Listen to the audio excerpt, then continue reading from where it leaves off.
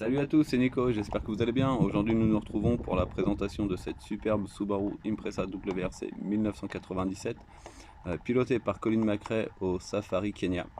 Épreuve qu'il a remportée d'ailleurs cette année-ci, avec cette voiture-là. Et donc fabriquée par Auto Art à l'échelle 1/18e, c'est un des trois derniers bijoux que Auto Art nous a sortis. Donc tout de suite nous allons passer à la présentation extérieure du véhicule. Hop, je vais arrêter le plateau. Tac.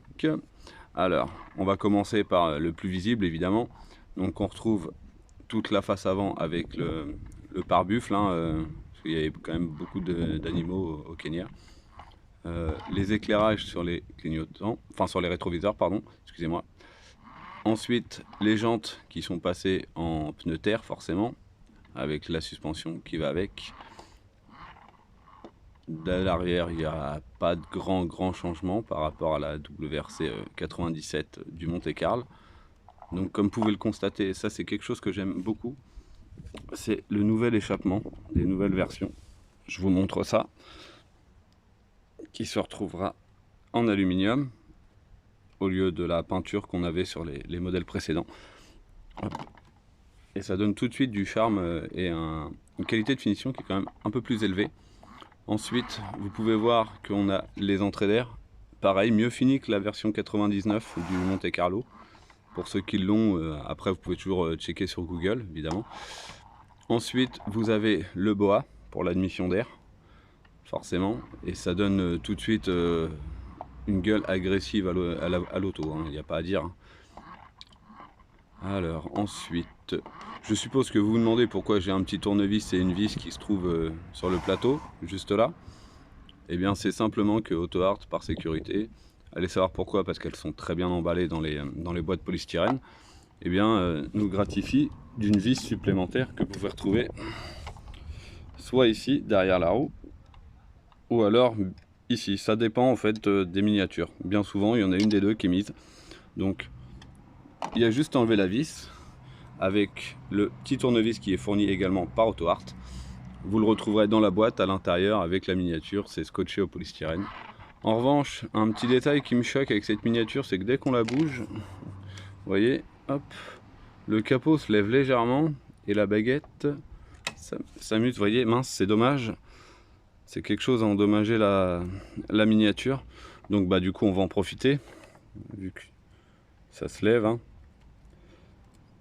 Et que celui-ci a pas l'air de tenir énormément. Donc vous avez un petit piston pour mettre le crochet. Hop. Et du coup sous le moteur, sous le capot, excusez-moi, décidément je vais pas y arriver. On a le 4 cylindres à plat turbo compressé, hein, le fameux Flat 4. Hein. Et contrairement aux autres miniatures, pareil, de chez Auto Art et des GT en général ou WRC ancienne génération, et bien là sur la boîte à air nous avons une petite arrivée d'air hein, justement qui est reliée au boa. Donc je trouve ça assez sympa qu'ils aient poussé ce détail jusque là. Parce que globalement ils l'auraient pas mis, on l'aurait peut-être pas vu au premier regard. En revanche, quelque chose qui me choque un petit peu, c'est le boa en fait. Quand il se plie, ça lui donne une forme un peu, un peu spéciale. Donc pour l'exposer celle-ci, je vous déconseille fortement de la laisser capot ouvert. Parce que vous risquez d'endommager le boa. Donc à vous de voir. C'est vraiment à faire attention à ça. Donc on va le refermer doucement. Parce que oui, il est en caoutchouc, hein, le boa ici. Là c'est en dur. Là aussi, mais là c'est en, vous voyez, c'est en mou.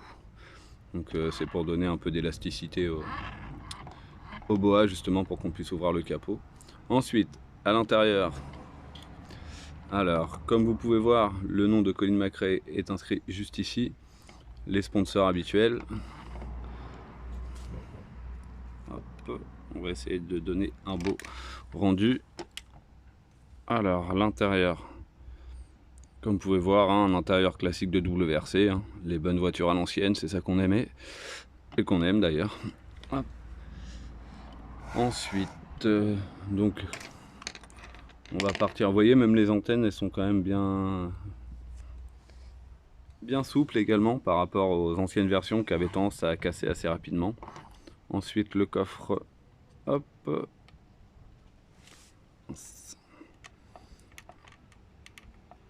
Ah, et il est verrouillé. il est verrouillé, petit pépère. Pourtant j'ai enlevé la vis. Hop. J'aurais peut-être dû vérifier avant, c'est pas grave. Donc on va attaquer l'autre côté. Donc comme vous pouvez le voir, pareil, le nom du copilote. Ainsi que l'intérieur. Ça reste spartiate, hein, c'est de la voiture de course, mais c'est ça qu'on aime. Hop, le châssis. Un châssis Auto-Art. Hein. Là c'est purement un bout de plastique, mais avec les triangles qui sont bien cachés, les cardans, le pont, l'arbre de transmission, la ligne d'échappement. Tout est présent sur cette miniature. Hop. Bon, on va pas forcer.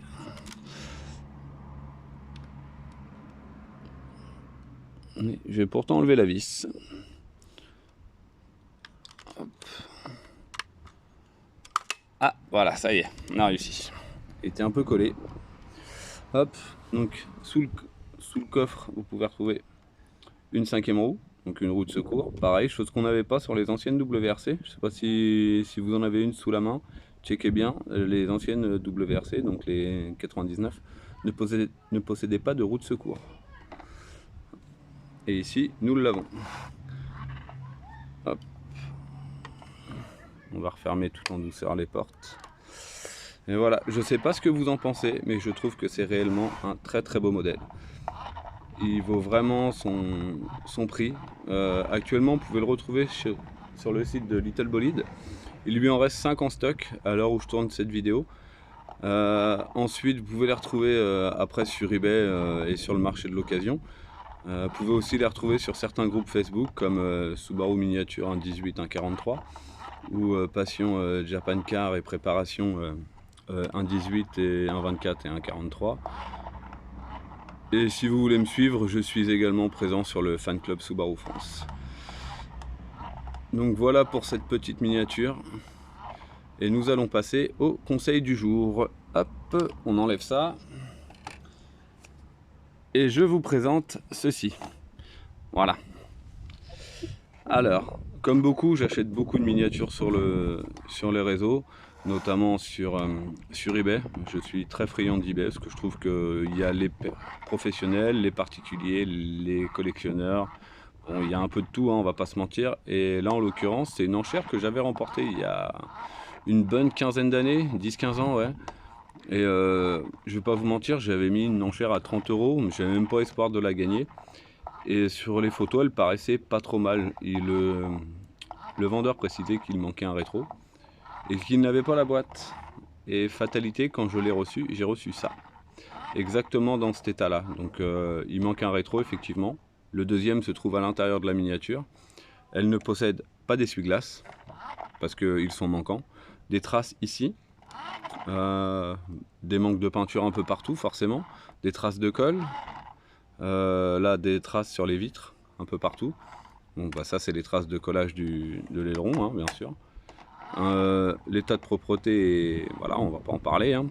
Donc mon conseil, c'est que quand vous achetez un véhicule, tâchez de ne pas régler entre proches, tâchez de régler via PayPal avec l'assurance, quitte à payer les 4%. Parce que ce genre de choses, quand ça arrive, eh bien, vous pouvez renvoyer la voiture au vendeur à ses frais, bien sûr. Et il vous rendra votre argent. Vous trouvez un arrangement à l'amiable parce que c'est inadmissible. Là, en l'occurrence, c'est une miniature à 30 €, donc bon, bah voilà, hein, je perds pas grand chose. Mais si elle avait été à 150 ou 200 €, eh bien, voilà ce que j'aurais eu pour cette même somme. Donc, un conseil, faites très attention quand vous achetez des véhicules sans boîte et dans un état un peu délabré. Mais sans boîte, c'est juste pas possible. Hein. Faites attention à vous. Je vous souhaite une bonne journée. Je vous dis à vendredi prochain. Allez, ciao, ciao.